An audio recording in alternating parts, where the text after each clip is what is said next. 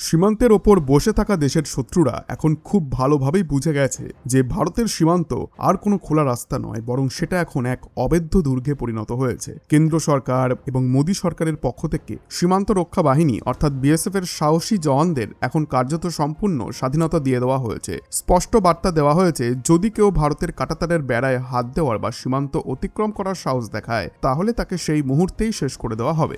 বাংলাদেশ সীমান্ত থেকে আসা একটি বড় খবর এই মুহূর্তে শুধু দিল্লি থেকে ঢাকা নয়, গোটা দক্ষিণ এশিয়ার রাজনৈতিক ও নিরাপত্তা মহলে এমন এক ভূমিকম্প সৃষ্টি করেছে যা নিয়ে আগে কেউ কল্পনাও করেনি। ভারতকে নিজের সীমান্ত সুরক্ষিত করার জন্য এখনো পর্যন্ত সবথেকে বড় এবং সবথেকে সিদ্ধান্তমূলক পদক্ষেপ নিয়ে ফেলেছে, যার প্রতিধ্বনি শুনে প্রতিবেশী দেশের ক্ষমতা কেন্দ্র পর্যন্ত কেঁপে উঠেছে। সীমান্তের ওপারে বসে ভারতের নিরাপত্তা ব্যবস্থাকে চ্যালেঞ্জ করা যে সিন্ডিকেট এতদিন সক্রিয় ছিল, তাদের এখন সময় শেষ হতে চলেছে। দীর্ঘদিন ধরে খোলা সীমান্ত, দুর্বল নজরদারি এবং ঢিলেঢালা আইনের সুযোগ নিয়ে যারা অবৈধভাবে ভারতে প্রবেশ করত, আজ তাদের পায়ের তলার মাটি সম্পূর্ণ সরে গেছে। আর এখন কোনো রকম প্রশাসন থেকে ছাড় দেওয়া হচ্ছে না। আগে এমনটা হতো যে মানুষ খুব সহজেই সীমান্ত পার হয়ে যেত, ভুয়া নথি বানিয়ে দেশের বিভিন্ন প্রান্তে গিয়ে লুকিয়ে থাকতো। কিন্তু সেই সময় এখন সম্পূর্ণ বদলে গেছে। বাংলাদেশি অনুপ্রবেশকারীদের বিরুদ্ধে ভারত এখন এমন এক বিস্তৃত এবং মাঠ পর্যায়ের অভিযান শুরু করেছে যা পুরো সমীকরণটাই বদলে দিয়েছে। এখন আর এটা কাগজে হুমকি বা রাজনৈতিক বক্তৃতার মধ্যে সীমাবদ্ধ নেই, বরং মাটিতে সরাসরি এবং নির্ভুল পদক্ষেপের প্রভাব স্পষ্টভাবে দেখা যেতে শুরু করেছে। এই কঠোর অভিযানের পেছনে একটি অত্যন্ত স্পষ্ট এবং কঠিন বার্তা লুকিয়ে আছে। বার্তাটি একেবারে পরিষ্কার: ভারতের ভৌগোলিক সীমান্ত এখন আর কোনো ধরনের অবৈধ অনুপ্রবেশ আর 1 ইঞ্চিও বরদাস্ত করবে না। যে যেখান থেকে এসেছে তাকে সেখানেই ফিরে যেতে হবে। আর কোনো বহিরাগত ব্যক্তি ভারতের সম্পদ এবং সুযোগ সুবিধার ওপর অবৈধভাবে দখল বসাতে পারবে না। এই ভয়, এই অস্থিরতা এবং প্রশাসনিক কড়াকড়ির সরাসরি ফল হলো আগামী দিনে অনুষ্ঠিত হতে চলা এক অত্যন্ত গুরুত্বপূর্ণ বৈঠকের জন্য বাংলাদেশের বর্ডার গার্ডসদের প্রধান মেজর জেনারেল মোহাম্মদ আশরাফুজ্জামান সিদ্দিকী সরাসরি ভারত সফরে আসছেন। দিল্লিতে অনুষ্ঠিত হতে চলা এই বৈঠক কোনো সাধারণ সাক্ষাৎ নয়, কোনো নিয়মিত মিটিংও নয়, বরং বাংলাদেশে নতুন সরকার গঠনের পর এই প্রথমবার ভারতের বিএসএফ এবং বাংলাদেশের বিজিবির শীর্ষ কর্মকর্তারা মুখোমুখি এক টেবিলে বসতে চলেছেন। 4 দিনের এই উচ্চ পর্যায়ের সীমান্ত বৈঠককে কৌশলগত দৃষ্টিকোণ থেকে অত্যন্ত গুরুত্বপূর্ণ বলে মনে করা হচ্ছে, কারণ এবার ভারত প্রতিরক্ষামূলক অবস্থানে নেই, বরং সরাসরি আক্রমণাত্মক অবস্থান নিতে চলেছে। ভারতের কর্মকর্তারা সম্পূর্ণ প্রস্তুতি এবং শক্ত প্রমাণ নিয়ে আলোচনার টেবিলে বসবেন। তাদের হাতে থাকবে সমস্ত তথ্য, প্রতিটি অনুপ্রবেশের টাইমলাইন এবং সেই সব প্রশ্ন যার উত্তর এতদিন কূটনৈতিক স্তরে এড়িয়ে যাওয়া হয়েছে, সেগুলোর জবাব এবার প্রতিবেশী দেশের কাছে চাওয়া হবে। কিন্তু ভারত সরকার এমন কি করছে যার প্রভাব সীমান্তের ওপারে এত বড় মাত্রায় দেখা যাচ্ছে? এর উত্তর হলো কেন্দ্র সরকারের বহুল আলোচিত ত্রিমাত্রিক নীতি। এই বিশেষ নীতিতে রাতারাতি অনুপ্রবেশদের মেরুদণ্ড ভেঙে দিয়েছে বলেই দাবি করা হচ্ছে। সহজ ভাষায় বললে, এই নীতির আওতায় প্রথমে অবৈধভাবে বসবাসকারী ব্যক্তিদেরকে সঠিকভাবে শনাক্ত করা হচ্ছে, তারপর ভোটার তালিকা এবং সরকারি নথি থেকে তাদের নাম স্থায়ীভাবে মুছে ফেলা হচ্ছে এবং শেষ ধাপে তাদের নিজ নিজ দেশে ফেরত পাঠানোর প্রস্তুতি নেওয়া হচ্ছে। এই নীতি এখন এতটাই কঠোরতা এবং সূক্ষ্মতার সঙ্গে কার্যকর করা হচ্ছে যে সীমান্তবর্তী এলাকাগুলিতে ব্যাপক চাঞ্চল্য ছড়িয়ে পড়েছে। গলি থেকে গলি এবং মহল্লা থেকে মহল্লায় জোরদার তল্লাশি অভিযান চালানো হচ্ছে, যারা বছরের পর বছর ভুয়া পরিচয়পত্র, জাল রেশন কার্ড এবং নকল নথির সাহায্যে দেশের বিভিন্ন প্রান্তে লুকিয়েছিল, তাদের সমস্যা এখন ক্রমাগত বেড়েই চলেছে। তদন্তকারী সংস্থা এবং স্থানীয় প্রশাসন এখন একসঙ্গে কাজ করে বাড়ি বাড়ি তথ্য সংগ্রহ করছে। পাশাপাশি স্থানীয় নাগরিকদের সহযোগিতায় এখন এমন একটি গোয়েন্দা নেটওয়ার্ক গড়ে তোলা হচ্ছে যেখানে বাইরের বা অবৈধভাবে বসবাসকারী ব্যক্তিদের পরিচয় মুহূর্তের মধ্যেই শনাক্ত করা সম্ভব হচ্ছে। অবৈধ অনুপ্রবেশকারীদের চিহ্নিত করে ভোটার তালিকা থেকে তাদের নাম বাদ দেওয়ার এই অভিযান এখন চরম পর্যায়ে পৌঁছে গেছে। কেন্দ্র সরকার এবং স্বরাষ্ট্র মন্ত্রক প্রকাশ্য মঞ্চ থেকে কোনো রকম ঘুরিয়ে পেঁচিয়ে নয়, একেবারে স্পষ্ট ভাষায় জানিয়ে দিয়েছে যে কোনো অবৈধ অভিবাসী বা রোহিঙ্গাকে কোনো অবস্থাতেই ছাড় দেওয়া হবে না। তবে এখানে সরকার শুধু প্রশাসনিক কঠোরতাকেই প্রয়োগ করেনি, বরং একটি বড় ধরনের মনস্তাত্ত্বিক কৌশল ব্যবহার করেছে। সরকারের পক্ষ থেকে পরিষ্কার বার্তা দেওয়া হয়েছে, যারা স্বেচ্ছায় নিজেদের দেশে ফিরে যেতে চায় তারা ফিরে যেতে পারে। তাদের বিরুদ্ধে কোনো শাস্তিমূলক আইনি ব্যবস্থা নেওয়া হবে না এবং নিরাপদে ফিরে যাওয়ার একটি সুযোগ দেওয়া হবে। এই পদক্ষেপ সরাসরি অনুপ্রবেশকারীদের মানসিকতার ওপর গভীর প্রভাব ফেলেছে। তারা খুব ভালোভাবেই বুঝে গেছে যে তদন্তে ধরা পড়লে তাদের দীর্ঘমেয়াদী শাস্তির মুখোমুখি হতে হবে, আর বড় অঙ্কের জরিমানা গুনতে হবে এবং রক্ষা পাওয়ার মতো কোনো আইনি পথ তাদের সামনে খোলা থাকবে না। এই মানসিক চাপ এবং আইনি ভয়ের ফলেই এখন দীর্ঘ কারাদণ্ড ও মোটা জরিমানার আতঙ্কে হাজার হাজার অবৈধ অভিবাসী রাতারাতি নিজেরাই ফিরে যেতে শুরু করেছে। এটিকে ভারতের একটি বড় কৌশলগত সাফল্য হিসেবেও দেখা হচ্ছে, যেখানে কোনো ধরনের বল প্রয়োগ ছাড়াই শুধুমাত্র আইনের ভয় এবং প্রশাসনিক শক্তির মাধ্যমে উল্টো স্রোত শুরু হয়ে গেছে। রাতারাতি মানুষ তাদের অবৈধ আশ্রয়স্থল ছেড়ে পালিয়ে যাচ্ছে। রেল স্টেশন, বাস টার্মিনাল এবং সীমান্তবর্তী শহরগুলিতে হঠাৎ এমন অনেক মানুষের ভিড় দেখা যাচ্ছে যারা নীরবে এই দেশ ছেড়ে নিজেদের দেশে ফিরে যেতে চাইছে।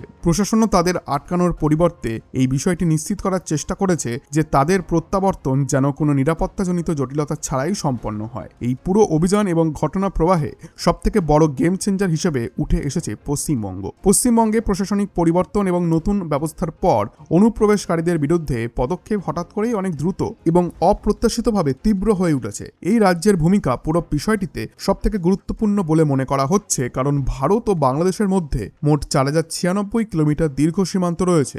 এর মধ্যে সবথেকে বড় অংশ প্রায় 2216 কিলোমিটার সীমান্ত একাই পশ্চিমবঙ্গের সঙ্গে যুক্ত।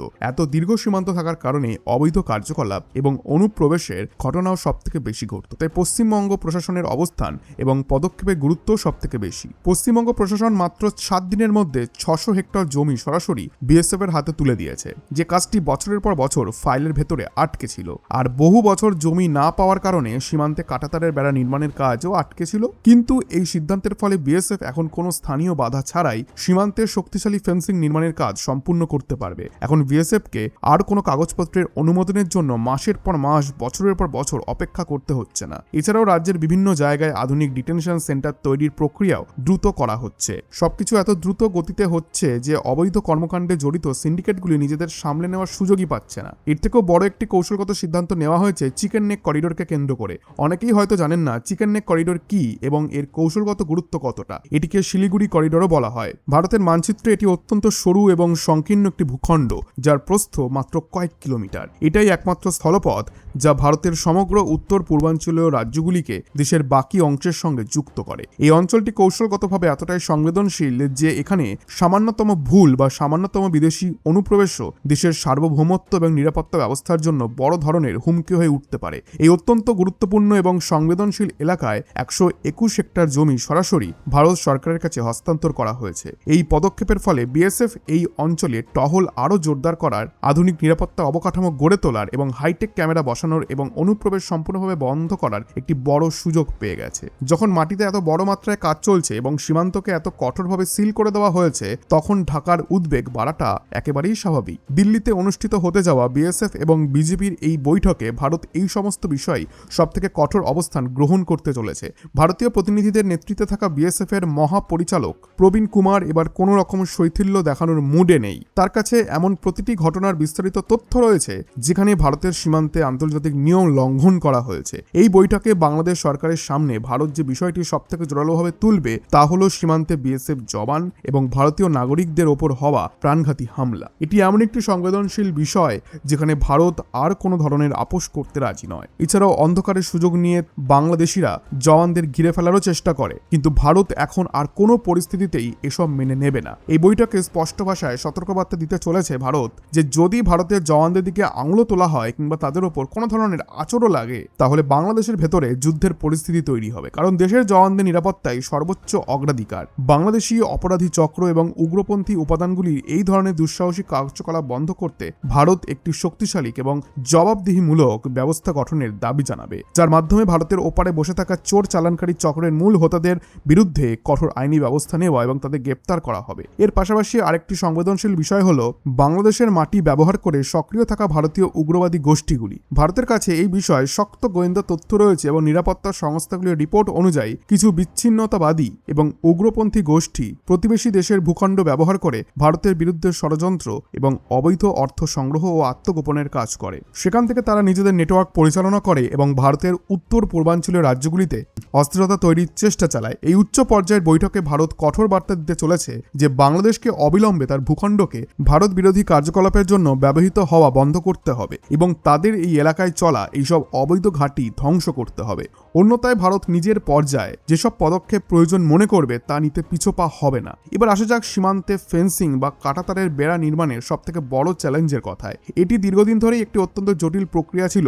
ভারত বাংলাদেশ সীমান্তে প্রায় 860 কিলোমিটার অংশ এখনো এমন রয়েছে যেখানে ভৌগোলিক কারণে ফেন্সিংয়ের কাজ এখনো পুরোপুরি সম্পন্ন হয়নি। এর মধ্যে প্রায় 174 কিলোমিটার এলাকা এমন যেখানে নদী, পাহাড়, ঘন জঙ্গল এবং জলাভূমি রয়েছে। অনেক জায়গায় নদী নিজেই তার গতিপথ পরিবর্তন করে ফেলে, ফলে সেখানে স্থায়ী দেওয়াল বা প্রচলিত লোহার বেড়া নির্মাণ করা অত্যন্ত কঠিন হয়ে পড়ে। প্রচলিত পদ্ধতিতে সেখানে কাজ করা প্রায় অসম্ভব, কিন্তু ভারত এখন এরও প্রযুক্তিগত সমাধান বের করে ফেলেছে। ভারত থামার পাত্র নয়। এই বৈঠকে ভারত সিঙ্গেল রো ফেন্সিং বা SRF এর একটি আধুনিক এবং বড় পরিকল্পনা সামনে আনতে চলেছে। এই SRF কোনো সাধারণ বেড়া নয়, এর সঙ্গে থাকে অত্যাধুনিক sensor, laser light, thermal imaging camera এবং মোশন ডিটেক্টর। কেউ যদি গভীর রাতেও কিংবা ঘন কুয়াশার মধ্যেও যদি সীমান্ত অতিক্রম করার চেষ্টা করে তাহলে কন্ট্রোল রুমে মেসেজ চলে যাবে। সূত্রের দাবি, সীমান্তে বাড়তি নজরদারি ও কড়াকড়ির ফলে বহু অবৈধ সিন্ডিকেট ও নেটওয়ার্ক কার্যত ভেঙে পড়তে শুরু করেছে। যে রুটগুলি একসময় পাচার ও অবৈধ যাতায়াতের জন্য ব্যবহার হতো সেখানে এখন 24 ঘন্টা আধুনিক প্রযুক্তির মাধ্যমে নজরদারি চলছে। ফিউচারে বর্ডার সিকিউরিটি শুধু জওয়ানদের উপস্থিতির উপর নির্ভর করবে না। Camera, sensor, drone, data analytics এবং রিয়েল টাইম কমান্ড সিস্টেম এখন সমান গুরুত্বপূর্ণ হয়ে উঠেছে। একই সঙ্গে সীমান্তবর্তী মানুষদেরকেও নিরাপত্তা ব্যবস্থার অংশ করা হচ্ছে। সন্দেহজনক কার্যকলাপ দেখলে দ্রুত প্রশাসনকে জানানোর সচেতনতা কর্মসূচি চালানো হচ্ছে। এখন জাতীয় নিরাপত্তার ক্ষেত্রে জিরো টলারেন্স পলিসি নেওয়া হচ্ছে। আসন্ন বৈঠকে BSF শুধু উদ্বেগ প্রকাশই করবে না, বরং গোয়েন্দা সংস্থাগুলির তৈরি ডেটাবেসকেও তুলে ধরবে যেখানে ভুয়া নথির মাধ্যমে ভারতে প্রবেশ বা বসবাসের অভিযোগ থাকা ব্যক্তিদের তথ্য রয়েছে বলে দাবি করা হচ্ছে। ভারত এখন জলসীমা এবং নদীভিত্তিক সীমান্ত নজরদারি বাড়িয়েছে। সিঙ্গেল রো ফেন্সিং, সোনার এবং লেজার সেন্সর এর মতো প্রযুক্তি ব্যবহার করে নদীপথের অনুপ্রবেশেও নজরদারির আওতায় আনা হচ্ছে। পশ্চিমবঙ্গে দ্রুত জমি হস্তান্তর এবং ফেন্সিংয়ের কাজ এগিয়ে যাওয়ায় সীমান্ত নিরাপত্তা আরও শক্তিশালী হয়েছে। পাশাপাশি সরকারের দাবি অনুযায়ী কঠোর আইন এবং প্রশাসনিক পদক্ষেপের কারণে বহু অবৈধ অনুপ্রবেশকারী স্বেচ্ছায় ফিরে যেতে শুরু করেছে। কারণ ভারত স্পষ্ট বার্তা দিতে চাইছে, সীমান্ত নিরাপত্তা, সার্বভৌমত্ব এবং জওয়ানদের নিরাপত্তার প্রশ্নে এবার কোনো রকম আপোষ হবে না।